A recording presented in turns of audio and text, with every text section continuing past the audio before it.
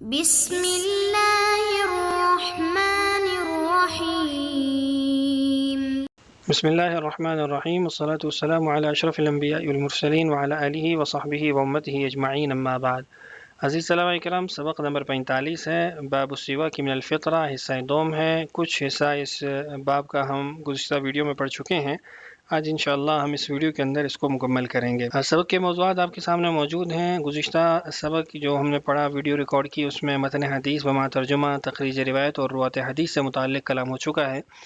آج ہم انشاءاللہ سند سے متعلق کچھ کلام کریں گے، تشریح و فوائد آپ کے سامنے رکھیں گے، اور اس باب کے اندر جو مباحث ہم نے پڑھی ہیں اس کا خلاصہ اور سوالات آپ کے سامنے رکھیں گے۔ حدیث تھی، رسول اکرم صلی اللہ علیہ وسلم نے ارشاد فرمایا، 10 من الفطرہ، 10 چیزیں فطرت میں سے ہیں، قص الشارب، جس میں ایک مونچھوں کا پست کرنا ہے، اور دوسرا اعفاء اللحیہ، داڑھی کو چھوڑنا ہے، بڑھانا ہے۔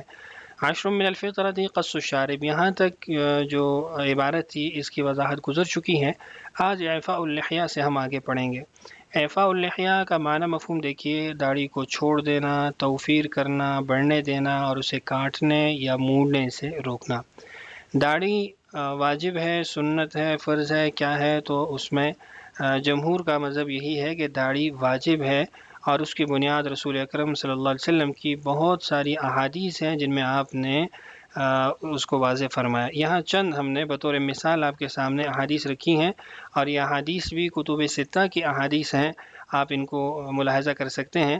عن ابن عمر رضی اللہ عنہما عن النبی صلی اللہ علیہ وسلم قال خالف المشرکین، آپ نے ارشاد فرمایا کہ مشرکین کی مخالفت کرو، وفر اللحى، اپنی داڑھی کو چھوڑو، بڑھنے دو، واحف الشوارب، اور مونچھوں کو پست کرو۔ یہاں ان احادیث میں آپ نے اس بات کو بھی نوٹ کرنا ہے کہ جو شوارب کے بارے میں ہم نے گزشتہ ویڈیو میں پڑھا کہ مختلف الفاظ حدیث میں آئے ہیں، اور پھر اس کے بارے میں جو تطبیق ہم نے پڑھی تھی تو اس کے نصوص یہاں موجود ہیں۔ دوسری حدیث ہے عن ابن عمر رضی اللہ عنہما قال قال رسول اللہ صلی اللہ علیہ وسلم انہک الشوارب واعف اللحى۔ اب یہ حدیث وہ ہے کہ جس کو کتب ستہ کے اندر، یعنی ائمہ ستہ نے اس کو اپنی اپنی کتب کے اندر نقل کیا۔ اوپر امام بخاری کی حدیث تھی، نیچے بھی احف الشوارب واعف اللحى مسلم کی روایت ہے۔ اس کے بعد بھی مسلم کی روایت ایک اور دیکھیے، سیدنا ابن عمر کی ہی روایت ہے ایک اور سند سے۔ سیدنا ابو ہریرہ کی حدیث ہے، رسول اکرم صلی اللہ علیہ وسلم نے ارشاد فرمایا، جزوا الشوارب وارخوا اللحى وخالفوا المجوس۔ اور اسی طرح رسول اکرم صلی اللہ علیہ وسلم سے منقول ہے، آپ نے فرمایا کہ خالف المجوس وفر اللحى واحف الشوارب۔ تو مختلف احادیث ہیں جہاں رسول اکرم صلی اللہ علیہ وسلم نے حکم ارشاد فرمایا داڑھی رکھنے کے حوالے سے۔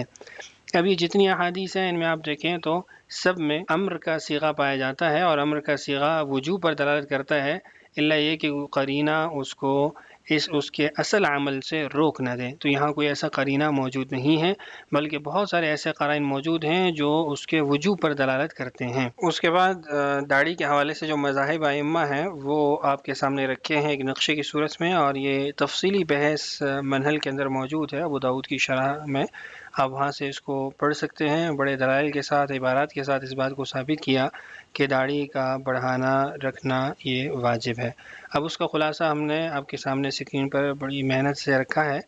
مذاہب دیکھیے، حنفیہ کا مذہب کیا ہے داڑھی موڑنے کے حوالے سے؟ تو لکھا ہے حرام ہے پوری داڑھی موڑنا، ہندوؤں، یہودیوں اور عجمی مجوسیوں کا فعل ہے، یعنی داڑھی کو بالکل موڑ دینا۔ مالکیہ بھی اس کو حرام قرار دیتے ہیں، حلق موڑنا، تو وہ اس کو مصلح کہتے ہیں، یعنی بگاڑ دینا، تشویہ خلق یا تشویہ وجہ اس کو قرار دیتے ہیں، اور بدعت ہے ان کے نزدیک، اور یہ مجوسیوں کا فعل ہے۔ شافعیہ کے اعتبار سے دیکھیے حرام ہے، یہ صحیح قول کے مطابق امام شافعی نے کتاب الام میں حرمت کی صراحت کی ہے، اور جو مکروہ کہنے کا قول منسوب کیا جاتا ہے وہ مرجوح ہے، کمزور ہے۔ اسی طرح حنابلہ ہیں، ان کے ہاں بھی حکم حرام کا ہے، معتمد جو حکم ہے ان کے ہاں شیخ تقی الدین نے اس سے ذکر کیا ہے کہ داڑھی کا موڑنا حرام ہے۔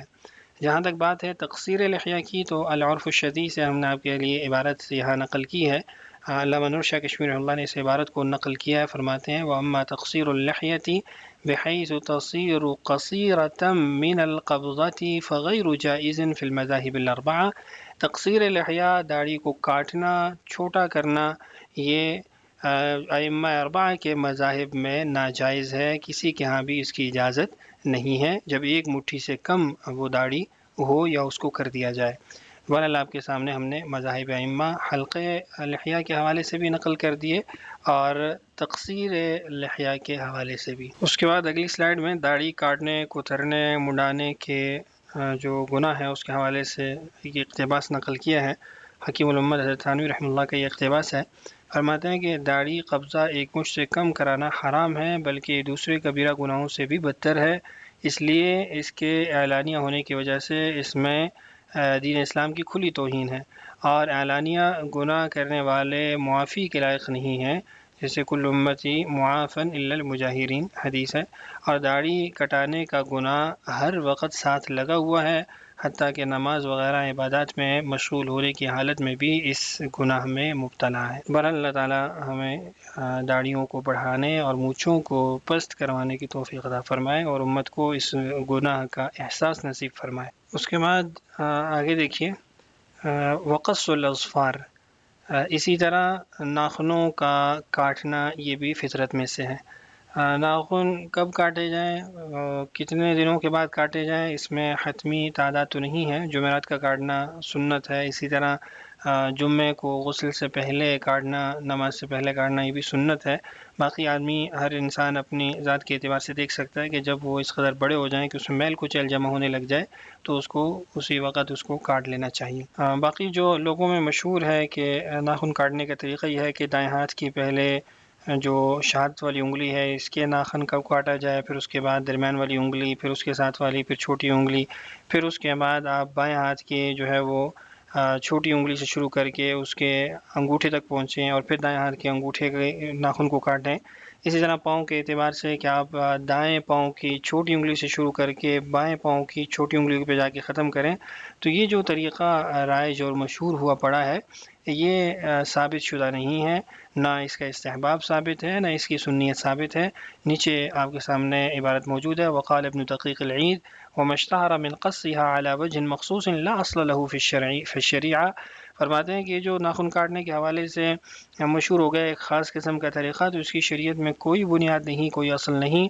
ولا يجوز اعتقاد استحباب ہی، اس کے استحباب کا اعتقاد بھی جائز نہیں ہے۔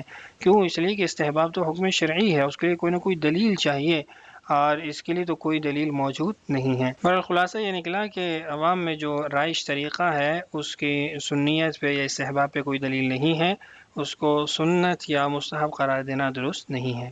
اس کے بعد ہے وغسل البراجم، براجم کا دھونا۔ براجم کی تعریف اور تشریح دیکھیے، براجم برجمہ کی جمع ہے، انگلیوں کے جوڑوں کے ابہار کو کہا جاتا ہے، اور جوڑوں کے درمیان کے حصے کو رواجب کہتے ہیں۔ ہر انگلی میں 2 یا 3 براجم ہوتے ہیں سوائے انگوٹھے کے جس میں 2 ہیں۔ رسول اللہ صلی اللہ علیہ وسلم نے براجم کو دھونے اور ان کی صفائی کا حکم دیا، کیونکہ ان میں میل کچیل جمع ہو جاتا ہے، اور وہ میل کچیل اگر اتنا زیادہ ہو جائے کہ پانی ہی نہ پہنچ رہا ہو تو پھر تو وضو اور غسل ہی صحیح نہیں ہوتا ہے، لہذا اس کی صفائی بعض اوقات واجب بھی ہو جاتی ہے۔ عام حالات میں جو غسل البراجم ہے یہ سنت اور مستحب ہے، اور یہ صرف وضو کے ساتھ خاص نہیں بلکہ مستقل سنت ہے۔ امام غزالی رحمہ اللہ نے فرمایا جیسے براجم کی صفائی مسنون ہے، ویسے ہی ناک، کان اور بدن کے دیگر وہ حصے جہاں میل کچیل، میل و غبار جمع ہو جاتا ہے اس کا صاف کرنا بھی مستحب ہے تاکہ بدن پاکیزہ رہے۔ اس کے بعد نتف الابط ہے، زیر بغل بالوں کا اکھاڑنا۔ تو یہاں ایک بات کی وضاحت کر دیتا ہوں کہ عام جو اصل ہے یا جو حدیث میں چیز بیان ہوئی ہے وہ زیر ناف بالوں کا اکھیڑنا ہے، یعنی انگلی سے پکڑ کے اس کو کھینچنا، اکھیڑنا، یہ مستحب ہے، مسنون ہے۔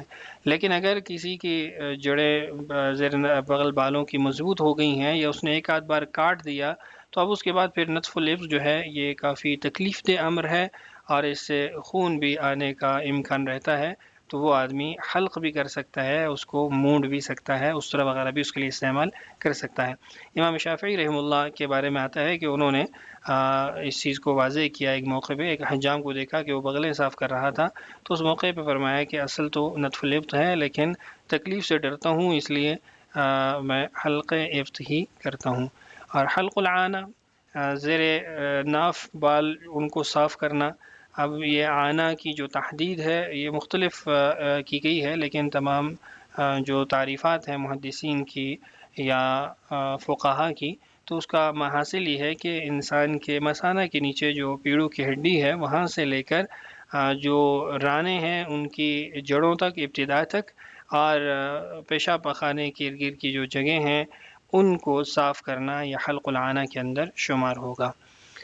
وانتقاص الماء، اور پانی سے استنجا کرنا، خود آگے اس کی وضاحت کر دی، الاستنجاء بالماء، انتقاص الماء سے مراد استنجا بالماء ہے۔ استنجا بالماء سے مراد یا جو فائدہ ہے وہ قطع بول ہے، کہ اس سے پیشاب کے قطرے رک جاتے ہیں، آدمی کو سہولت ہو جاتی ہے۔ بعض حدیث میں وانتضاح الماء بھی آیا ہے، تو انتضاح الماء سے مراد رش الماء ہے، پانی کا چھڑکنا ہے۔ جب آدمی استنجا کر لے تو اس کے بعد یا وضو کے وقت اپنے آستین اٹھا کے جو شلوار کا یا تہمن کا جو حصہ شرمگاہ کے قریب ہوتا ہے وہاں پانی چھڑک دے، تو حدیث میں آتا ہے کہ یہ وسوسوں سے جان چھڑانے کے لیے ایک عمل ہے، اس سے انسان وساوس سے بچ جاتا ہے۔ بہرحال یہاں تک حدیث کی ہم نے مختصر تشریح آپ کے سامنے رکھی ہے۔ اب اس کے بعد آگے دیگر جو احادیث یا اسناد بیان ہوئی ہیں ان کے بارے میں تفصیلی کلام کرتے ہیں۔ زکریا فرماتے ہیں، یہ حدیث کے راوی ہیں، ان کے استاد مصعب ہیں، انہوں نے کہا وَنَسِيتُ الْعَاشِرَ إِلَّا أَن تَكُونَ الْمَضْمَضَةُ، چونکہ انہوں نے کہا 10 من الفطرہ، اور آگے جو چیزیں بیان کی گئیں وہ 9 ہیں۔ قص الشارب، اعفاء اللحیہ، سواک 3 ہو گئے، استنشاق بالماء، قص الاسوار اور غسل البراجم 6 ہو گئے، نطف اللب، حلق العانہ اور انتقاص الماء 9 ہو گئے۔ تو 10واں یہاں مذکور نہیں ہے، تو فرماتے ہیں 10واں مجھے بھول گیا، لیکن شاید وہ مضمضہ ہو، چونکہ استنشاق بالماء آیا ہے تو اسی کے ساتھ اس کا تذکرہ آ جائے گا۔ اچھا، یہاں ایک بات جو واضح کر دوں، استنشاق بالماء سے متعلق ہم نے کلام نہیں کیا، وہ تفصیلی طور پہ آگے انشاءاللہ وضو کے باب میں آ جائے گا۔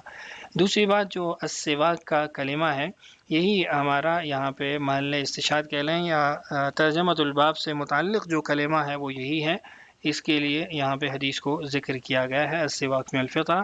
باقی چیزیں پھر وہ اس کے ساتھ تھیں تو اس کی بھی وضاحت کر دی گئی ہے۔ سند سے متعلق کلام کرتے ہیں، اس کے اندر کچھ متن کی باتیں بھی آ جائیں گی، وہ بھی واضح ہو جائیں گی۔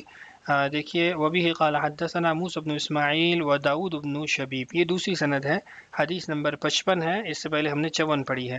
قال، وہ دونوں فرماتے ہیں، حدثنا حماد عن علي بن زيد عن سلمة بن محمد بن عمار بن ياسر قال موسى عن أبيه وقال داود عن عمار بن ياسر أن رسول الله صلى الله عليه وسلم قال إن من الفطرة المضمضة والاستنشاق، فذكر نحوه، لم يذكر إعفاء اللحية، زاد والخيطان، قال والانتضاح، ولم يذكر انتقاص الماء یعنی الاستنجاء بالماء۔ پہلی بات تو حدیث کی سند کے حوالے سے کر دیتا ہوں، پھر اس کے بعد جو متن میں فرق ہے اس کو بھی واضح کر دیتا ہوں۔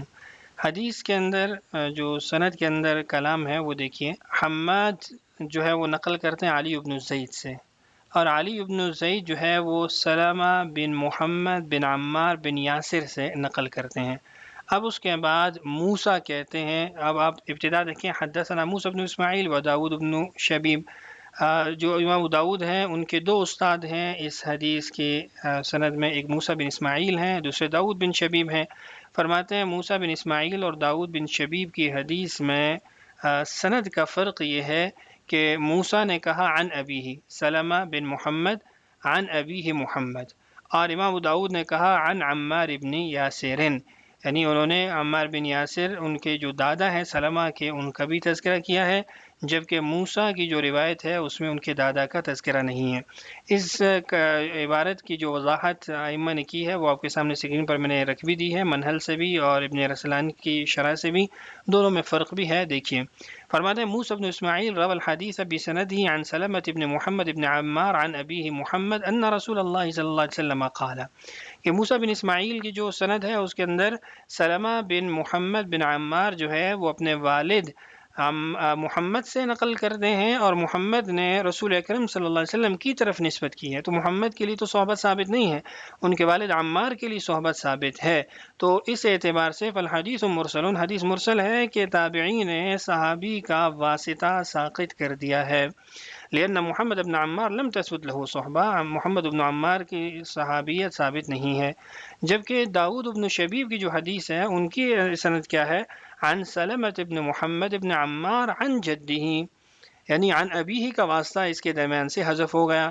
تو اب سلمہ بن محمد بن عمار اپنے دادا عمار بن یاسر سے نقل کرتے ہیں کہ رسول اکرم صلی اللہ علیہ وسلم نے ارشاد فرمایا، تو عمار بن یاسر رضی اللہ عنہ کی تو صحبت ثابت ہے، جبکہ ان کے بیٹے کی صحبت ثابت نہیں ہے، اور بیٹے کا تذکرہ یہاں سے ختم ہوا اور دادا کا تذکرہ آیا، تو جو مرسل کا اعتراض تھا وہ تو ختم ہو گیا کہ حدیث مرسل نہیں، لیکن انقطاع ثابت ہو گیا کہ جو پوتا ہے وہ دادا سے نقل کر رہے ہیں اور بیچ میں سے اپنے والد کا جو واسطہ ہے اس کو ساقط کر رہے ہیں، فالحدیث منقطع، تو حدیث جو ہے وہ منقطع ہوگی. کیوں؟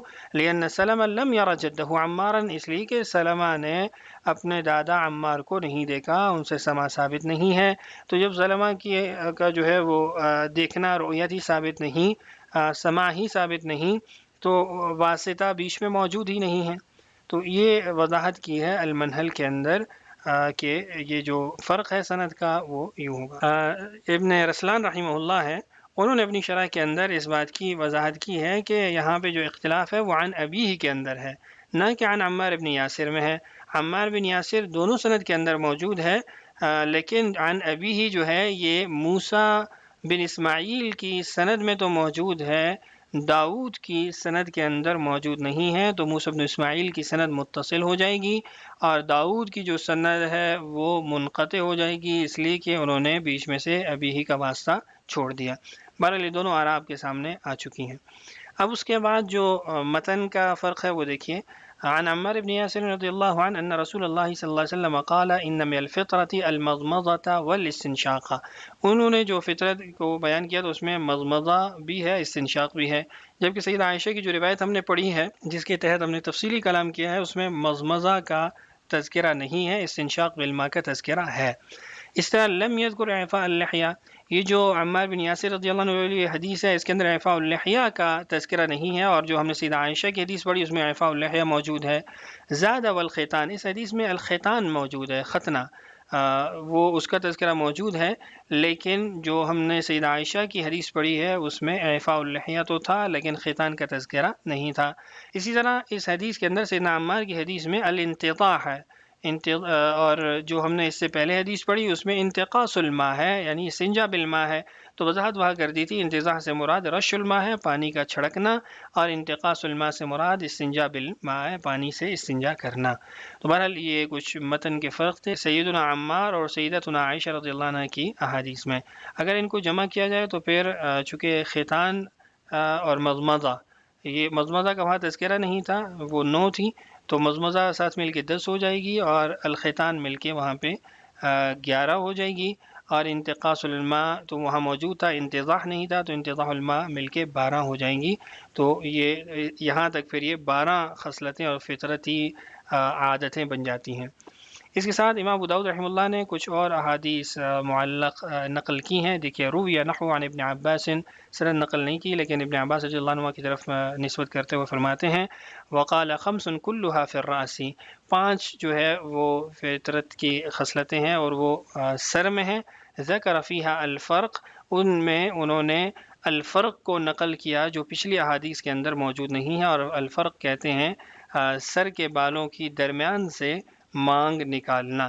سیدنا ابن عباس رضی اللہ عنہما کی جو حدیث ہے کہ خمس کلھا فی الراس، اس کو یہاں پہ صرف اشارتاً بیان کیا گیا ہے، جبکہ مصنف عبد الرزاق کے اندر اس کی جو تفصیل ہے وہ موجود ہے. خمس فی الراس و خمس فی الجسد، فی الراس قص الشارب والمضمضة والاستنشاق والسواک وفرق الراس، وفی الجسد تقلیم الاظفار وحلق العانة والختان ونتف الابط والاستنجاء بالماء.